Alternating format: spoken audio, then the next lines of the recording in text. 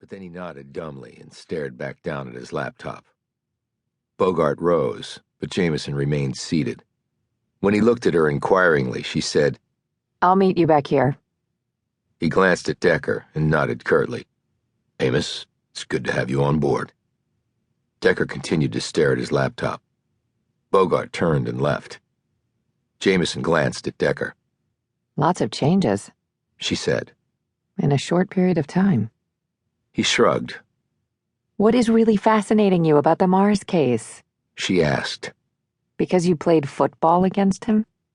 I don't like people just showing up out of the blue and confessing to a crime. Like what happened in your family's case? Decker closed the laptop and leaned back in his chair.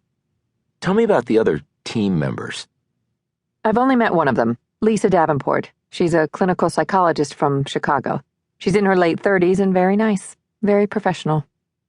How is all this going to work? Asked Decker. Like Bogart said, we vote on the cases to take. But someone has to put the cases we're going to vote on together, so there's a pre-selection by someone. Well, that's true. She pointed to his binder. In there. Fascinating stuff. But you can add this Mars case. Bogart said so. He didn't actually say that. He said the case was out of his jurisdiction. He said we could lobby the others to take it, but if I get voted out, we don't take it. He looked at her. Do I have your vote?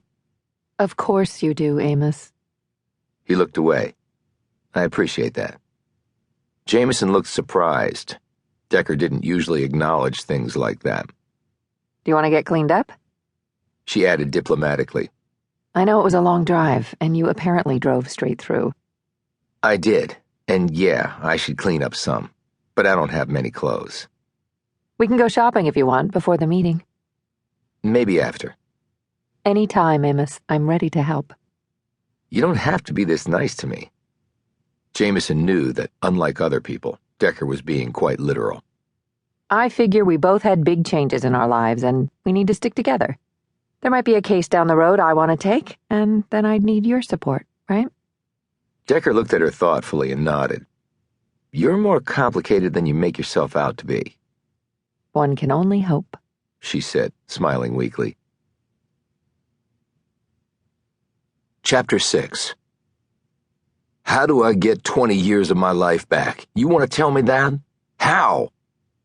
Melvin Mars sat across from his attorney in the visitor's room at the prison. Mary Oliver was in her mid-30s, with auburn hair cut short and square glasses over her sparkling green eyes.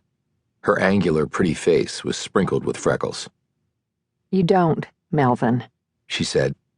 Nothing can do that, but they haven't confirmed Montgomery's story yet, so let's not get ahead of ourselves.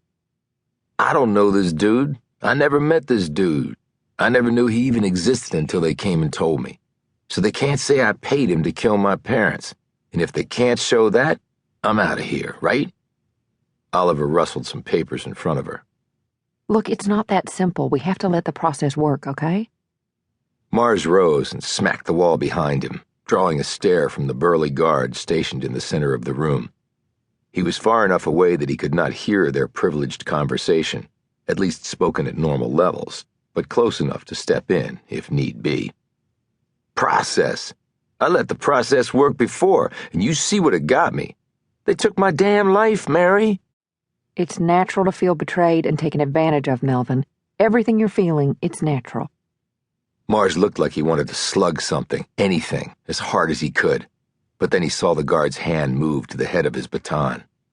He also saw the guard's mouth twitch in anticipation of kicking some prisoner ass. Just give me a reason, asshole, please. Mars calmed and sat down. So how much longer does this process have to work? He said in a normal voice.